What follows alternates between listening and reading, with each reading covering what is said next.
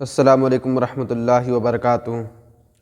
उम्मीद है कि आप खैरियत से होंगे। और आज के वीडियो में बहुत प्यारी बात आपको बताऊंगा, मगर आपसे गुजारिश कि वीडियो को शुरू से आखिर तक ज़रूर देख लें, तभी आपको वीडियो समझ में आएगी।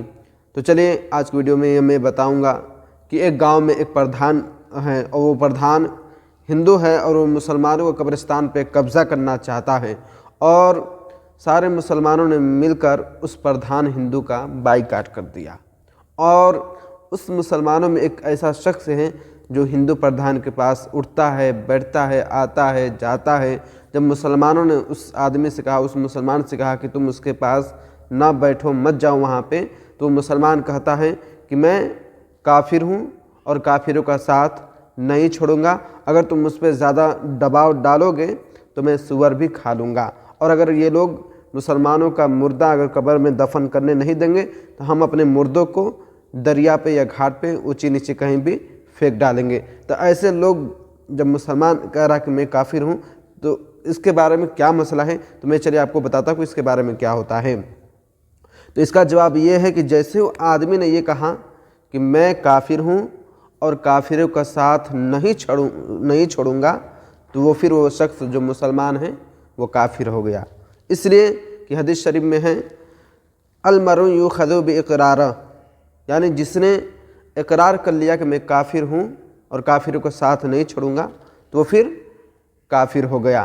और जब वो काफिर हो गया और उसकी शादी है, मतलब वो निकाह वाला भी है, बीबी वाला भी है, उसकी निकाह हो चुकी है, शादी हो चुकी है और उसकी बीबी भी है, तो अब क्या उसके लिए सूरत है?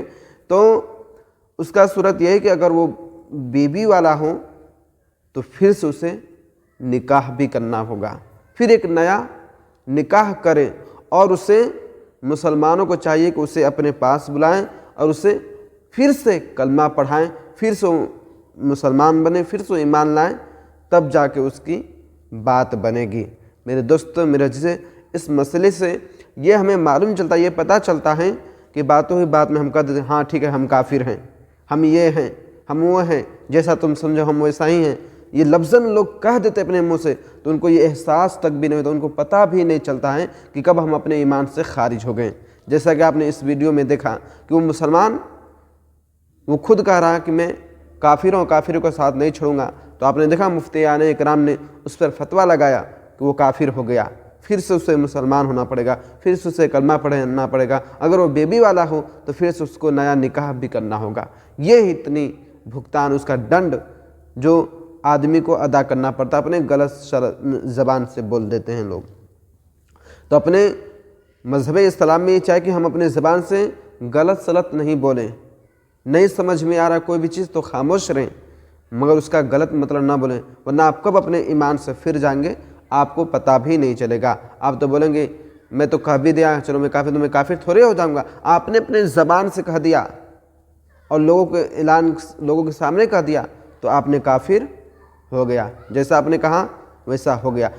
तो ये चीज़ों को आपको बहुत ख्याल करना है कि कोई भी दिन के मामले में गलत सलत आपको नहीं बोलना है, बहुत ही सोच समझ कर आपको बोलना है, वरना आप भाई लोगों के कि हम मुसलमान हैं, कुरान पढ़ रहे हैं, मगर सब के सब आप गुनाह काम कर रहे हैं, सब हराम काम करेंगे। जब ऐसा को आपके सामने, आपकी ज़िंदगी में ऐसा मसला आ जाएगा। तो उम्मीद है कि आपको वीडियो समझ में आ गई हो।